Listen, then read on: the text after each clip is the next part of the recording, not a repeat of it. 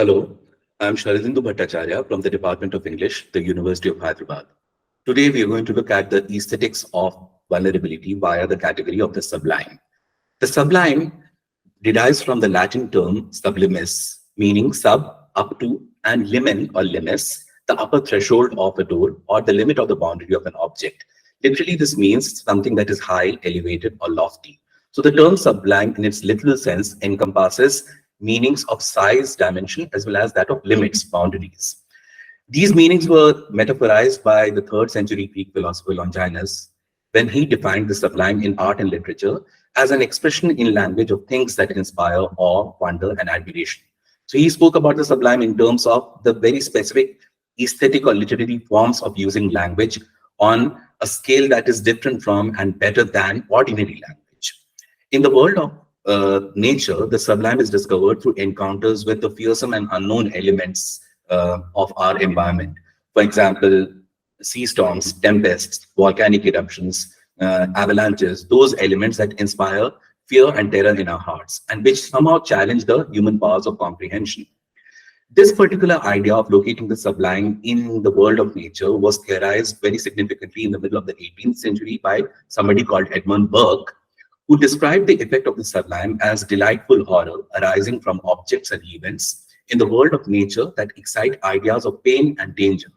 So for Burke, then, there were twin and seemingly contradictory impulses involved in creating the sublime effect, both of pain and of pleasure, of delight and horror, of fear as well as fascination. The Romantic tradition in Europe, as we know, focused greatly on the inner psychological dimensions of human experience rather than on outer material objective reality of the world. And this is something that then drew attention of literary artists and theorists of the time to thinking about the sublime not in terms of an inherent formal quality of some natural phenomenon or object, but as a subjective experience of responding to natural elements that make us aware of the limits of our capacity to comprehend and control. In this context, we might want to refer to Immanuel Kant, who said that the sublime represents an imaginative excess and is not to be considered synonymous with the beautiful. In fact, what is considered traditionally beautiful is usually not what generates a sense of sublime. The sublime emerges, as I said, from these potentially catastrophic elements of nature. And it is to be found, according to Kant, in a formless object whose enormity or obscurity becomes the subject of artistic representation. So one important takeaway from the romantic theories of sublime is that it is available to us in a mediated form, in a form that is artistic. It is not available to us in some kind of spontaneous or organic, unmediated fashion. So the sublime as an aesthetic category conveys the sensation of both pleasure and unsettlement that is the outcome of being confronted with what is unfathomable to our senses and to our imaginative capabilities. If you look at the two paintings that are put up on the slides, you'll see that an avalanche in the Alps or Vesuvius in eruption both actually figure and frame elements in the world of nature that are potentially destructive, catastrophic. And in the foreground, you see there are these minuscule human figures which are almost easy to miss.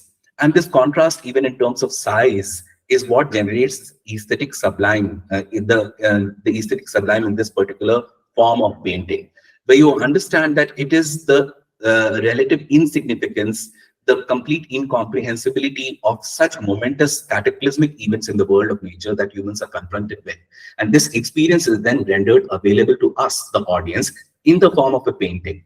So these paintings then instantiate the romantic theories of sublime in terms of making us confront elements in the world of nature that are beyond our definition, that are beyond our comprehensive abilities to comprehend it. In the modern age, the aesthetic category of the sublime also acquires certain ethical and political connotations. It becomes more widely applicable, not just to elements in the world of nature, the obscure or the exotic elements of the world of nature, but according to Walter Benjamin, for instance, it can be traced in the alienating and disorienting experiences of living in modern, urban, industrialized societies. So it is a shift in context that we witness when it comes to the aesthetic category of the sublime, that it is no longer only or exclusively located in the world of nature and its catastrophic elements. It is actually also to be located in the man-made world of the late 20th, early 21st century. In this context, we might also remember that the 20th century is, of course, a period of human civilization which witnesses the two world wars and witnesses violence, atrocity, man-made human violence and atrocity on a scale and of a nature that is unprecedented, and therefore that defies our ordinary limits of perception or imagination. In this context, we might want to think about what Jean Ray talks about in relation to memory and the sublime and trauma and the sublime. And he talks about how the transformative translation of the sublime into the politicized idioms of psychoanalytic trauma is a hallmark of 20th century art and literature. So the sublime no longer remains a purely aesthetic category. The psychological aftermath of war and genocide translates into collective secondary trauma that demands as well as defies representation in language.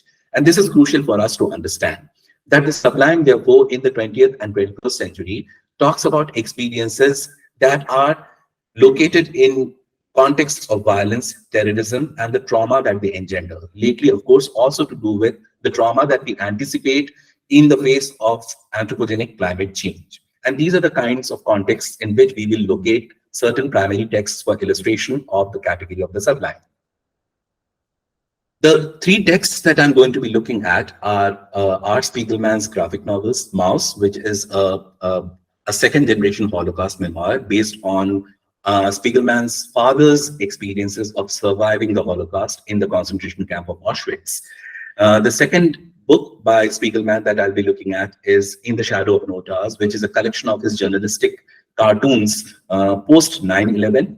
And the third one that I'm going to be looking at is Craig Perez's poem, 13 Ways of Looking at a Glacier, which is to do with ecological systems and anthropogenic climate change. So let us now try to think about the sublime in the context of the modern age and look at these texts a little more closely. We understand that the narrativization of traumatic memory requires certain signs that are culturally recognizable. For instance, the sign of the image, let's say, of partition riot victims piled on in thousands into the railway carriages that take them across the border. Those archival images of the Indian partition of 1947 become recognizable signs to an entire culture, even though we may not have necessarily gone through or undergone those experiences ourselves. So those are the kinds of signs that traumatic memory requires at a larger collective level. But we must also admit that these signs invoke the immeasurable physical and psychological impact of genocidal violence on human subjects. That on the one hand, these signs are necessary for us to represent and bear witness to historical trauma. On the other hand, we also must contend with the fact that they are never quite adequate to the task of fully capturing the experience of horror, of pain, of suffering that the victims underwent. So in that sense, this particular kind of narration, the requirement for inventing a different kind of language to represent historical trauma, takes us to the category of the sublime as an aesthetic, because then we understand that we need some science, some form of language to talk about trauma, and at the same time, that language is also seen as not being quite adequate to the task of doing so.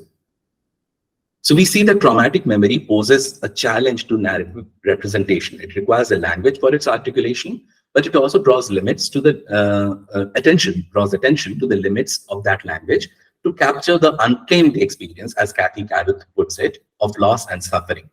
So trauma constitutes a category of the sublime in its capacity to overwhelm the human cognitive ability to remember and represent pain. It renders the vulnerable human subject of violence both identifiable and unfamiliar. Now, let us look at the representation of vulnerability itself in very basic physical terms. If you look at the dehumanized, mutilated, broken bodies in the first panel from the graphic novel Maus, you are reminded of the shared vulnerability of humans to raw violence. And yet this image also poses a challenge to our collective understanding of the human as an integral, organic, determinate unit. If you look at this pile of corpses, you see that they seem to blur. It's almost like an indistinguishable mass. And they seem to blur our ordinary categorizations or classifications between male and female, human and animal, living and dead, singular and multitudinous. So in this context then, the dehumanized body poses a challenge to our rational classificatory systems and becomes a crucial element in the reconstruction of traumatic memory as a sublime experience.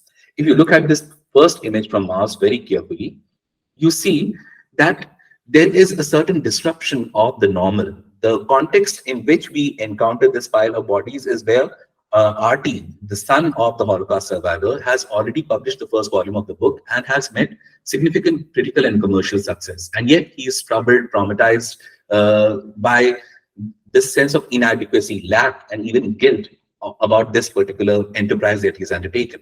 So it threatens to disrupt the normal setting within which RT works.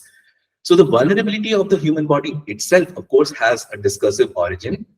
The cat and mouse imagery that Spiegelman uses derives from the Nazi propaganda of thinking about Jews as vermin. So this visual literalization of Hitler's racist rhetoric that the Jews are erased, but they are certainly not human, what he uses as the epigraph for this book. This literalization is something that functions as an aesthetic means of bearing witness to genocidal violence, turning human characters into cartoonish mice and cats. But this aesthetic also then represents the discursive process as well as a material outcome of making certain sections of the population vulnerable. At the same time, this form of remembrance is also an acknowledgement of the fundamental lack in our capacity to measure, contain, or comprehend the trauma that the Holocaust produces, which is why the artist over here struggles to come to terms with the success of his own enterprise. So in this, the visual grammar of the text presents traumatic memory as a sublime category, something that you cannot ever fully comprehend or represent accurately, faithfully, authentically. You also have in the second panel from this book, the imaginative mapping of landscapes through icons of genocidal violence that renders the feeling of vulnerability recognizable to the audience, while it also emphasizes the disorienting subjective nature of the perception of that experience. So if you look at the second panel carefully, you'll find that the ordinarily recognizable elements in the natural or built environment, let's say the moon or the sun that rises, or the open road on which this couple finds themselves, these elements in the ordinary recognizable world are suddenly rendered unfamiliar and terrifying through the use of legible visual icons, the swastika as an Nazi insignia being the icon over here. And the marking of the natural landscape with Nazi symbols metaphorically represents the experience of vulnerability as one that overwhelms the character's perception of normal time and space. And it thus produces the disorienting effect that is characteristic of the sublime. So this disorientation, which is a subjective experience, is something that is then translated or conveyed, communicated through this form of non-realistic, metaphoric, symbolic, visual or pictorial grammar. So that is where the aesthetic of the sublime comes in. It conveys the sense of disorientation without seeking to offer a documentary representation of it. Moving on, we look at also the interruptive, disruptive, recurrent impact of traumatic memory on what we consider the normal, the everyday contexts of life. And this trauma is, of course, recurrent or interruptive in terms of its recall or in terms of its remembering. It is not available to us in any unmediated form. So trauma that is uncontainable is then represented in terms of its intrusion into or its transgression of the spatial and temporal limits of the event that caused it. And this presents a sublime access to our capacity to locate it in relation to the normal and the everyday. So if you look at the third image from Maus, the graphic novel, you see that there is an intrusion of the legs of those Auschwitz inmates who were hanged into the everyday space of modern day New York, through which the suburbs of New York, through which Artie and his father, Vladek, the Holocaust survivor, actually are driving. So we see that that kind of recurrence, that kind of uncontainability of traumatic memory that literally intrudes into the frame of the everyday, the normal, is something that presents a certain kind of sublime access to our capacity to locate trauma. So this dislocation of trauma, or the location beyond the event that caused it, is something that then becomes the subject of an aesthetic representation, an artistic mode of representation, again, a non-realist or a metaphoric way of representation, and that is what constitutes it as sublime. We see the endless replay of trauma also disrupting the sense of the normal, and this defies any attempt to establish an absolute distinction between the event and its memory. We see this more specifically in the second graphic novel by Art Spiegelman that I'm going to be talking about, and that is In the Shadow of No Towers, where we see the event of 9/11 itself is rendered spectacular through its mediation. What do we mean by this? that there is a certain collective cultural recognition on the part of us, the witnessing audience, as well as those who were eyewitnesses on September 11, 2001 in New York, through the circulation and recycling of the signs of trauma. And this circulation or recycling of signs relies on an aesthetics of the sublime. The traumatic memory in mediated forms seems to outlive the original event and thus becomes a sublime spectacle. So this spectacular dimension of it is something that we see Art Spiegelman represent through the ways in which he visualizes, he uses pictures in order to represent his memory of 9/11. So he uses expressions such as doomed to drag this albatross around my neck and compulsively retell the calamities of September 11 to anyone who would still listen.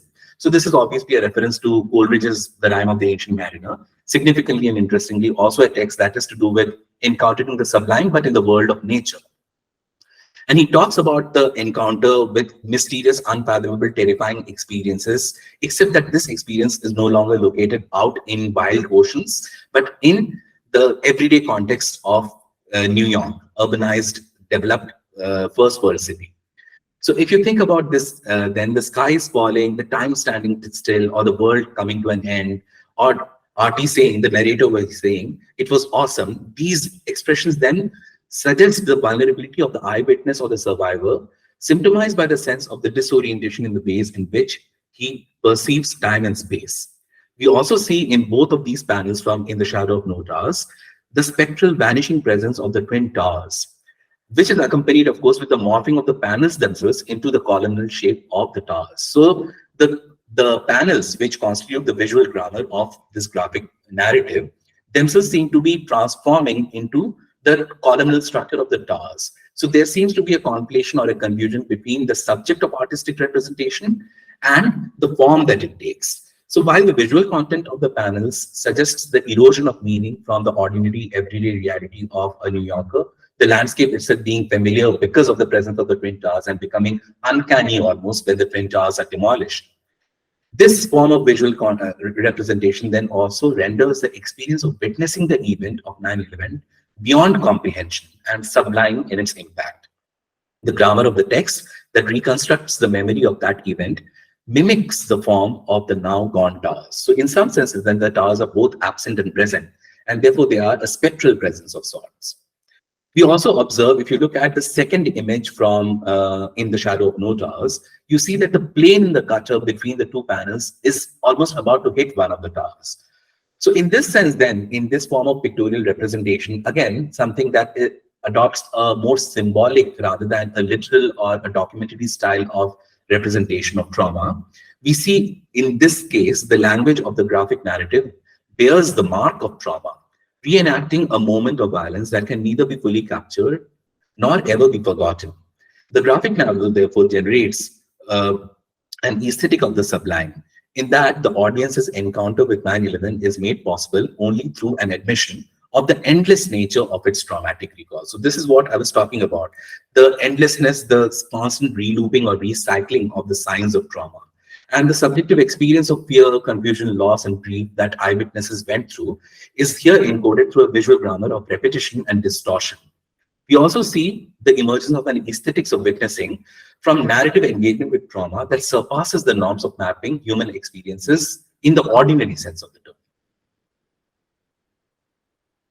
If you consider also the post 9/11 scenario, where the non-stop circulation of videos and photographs, still photographs from ground zero, in some senses generated a memory of something that no longer existed in a material form.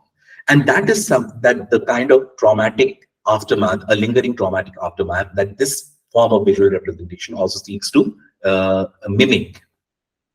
The merging of the form with the content in this particular case of such remembered experience and the unending, uncontainable, sublime sense of fear and uncertainty such memory generates signals the vulnerability of those who bear witness to it. So the eyewitnesses, but also a secondary form of witnessing on the part of the readers, you and I.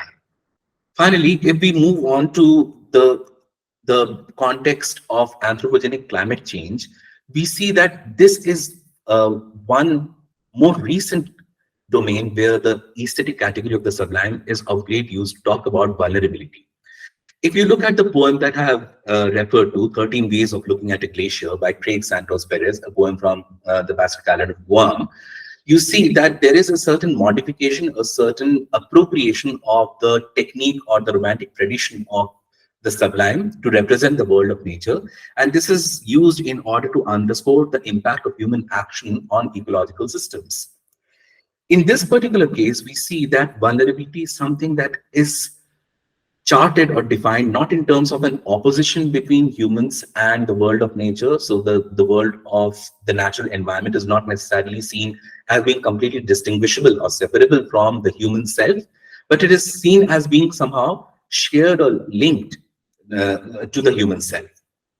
We will look at some basic elements in this particular poem to try and figure out how the sublime as an aesthetic category works over here. So if you read the poem very carefully, you'll see that there are references to what we consider the awe-inspiring elements of nature. There's mention of king tides, the lurid, inescapable storms, vulnerable humans trying to engineer sea walls against a glacier that already floods their streets. So we have those kinds of recognizable elements of the world of nature that are potentially catastrophic. But what is interesting over here is that there is a certain kind of disproportion in terms of physical size between man and nature implied in the final image of the poem itself. The final image being the glacier fitting into the warm hands of the human. So this is a twist on the hyperbolic strategy that the English Romantic poets used. And that is because instead of being confronted with nature in its massive, uncontainable form, you remember the 10,000 daffodils or the huge dark cliffs of Wordsworth's poetry, here we have elemental nature reduced and compressed into a palm-sized object. So there is a certain kind of disproportion built into this form of imagery. And that generates a sense of unfamiliarity, a sense of unease, unsettlement. Our ordinary ways of perceiving nature do not seem to be adequate to the task of representing the effects of human activities on climate itself. Conversely, this final image can also be visually interpreted in terms of suggesting a kind of grotesque magnification of the human body. So on the other hand, you can also think of the human body itself as becoming grotesquely magnified. And this symbolizes perhaps the tremendous impact of our activities on environment. If you think about the hyphenated expression warm hands, it suggests the relentless, inextricable link between global warming and the agents that have caused it, us humans. So the warm hands then are in some senses a synecdochic instrument that connect or that make us aware of the impact, the extent of our own activities on the world of nature. So this disproportion is therefore an inversion of the legacy of the Romantic poetic tradition and is used here to convey in terms of physical scale the immensity of anthropogenic climate change. If you think about the vulnerability of the elements over here, it is not just humans who are vulnerable. Even the gigantic glacier itself is vulnerable. And we are told that there are 200,000 of those glaciers on this planet. And each one of them, by extension or through logical extension, is therefore vulnerable. So this form of visual diminution of the glacier, the warm hands holding it, are basically responsible for that kind of diminution, for its shrinkage. But we also see that the human hands that hold it, that cause it to melt, are also helpless in preventing it from melting. So again, our traditional understanding of who is powerful and who is powerless, the human as being the rational agent performing actions on an inert, passive target, which is the nature, the natural world or environment, those kinds of binary categories, which are of course a legacy of Western enlightenment and civilization, those seem to collapse over here, where powerful and powerless, agent and victim, target and cause, those binary categories no longer operate or seem to be applicable. Because vulnerability here is itself seen as being transitively distributed, shared, because humans and animals and glaciers are kin, are related to one another. We see that glaciers themselves are carving, and glaciers are involved in knowing what the speaker already knows. So there is a certain kind of sharing or extension of the organic human body and consciousness with the objective material other of the natural world. And this surpasses our traditional rational understanding of our environment as something that is distinguishable, that is separable from, and therefore controllable by human beings. This produces the effect of the sublime insofar as such permeability across the human and the natural both defies the anthropologic anthropocentric logic of classifying and controlling nature, and also points to the shared vulnerability that all of us, the elements in the ecological system, as of which we are just one element, all of us share in the face of environmental catastrophe caused by human activities. So the sublime in the Anthropocene then results from anticipating ecological catastrophe as an impending end whose signs, remember the signs, the glacial waters flooding the human streets of our own cities. So that particular ecological catastrophe is anticipated, and its trauma is anticipated by through the use of signs that are already legible to us, but these are signs that we are not in a position to control. So there is the element of knowledge, but also the element of unfathomability, something that we cannot control. So this unsettling anxiety, characteristic of the sublime effect, arises from this form of poetic representation. And it's also then to do with a realization of nature's vulnerability to human agency and human vulnerability to natural elements, all of which is then rendered accessible to us through the use of poetic language. So in this case, then we see that the sublime as a category twists or modifies the romantic conception of nature as being all-powerful, and yet we see that nature's vulnerability is something that is not exclusive to nature itself. It is then transitively shared by the human as well.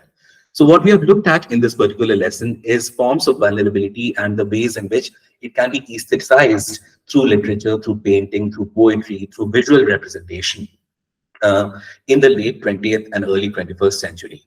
Thank you.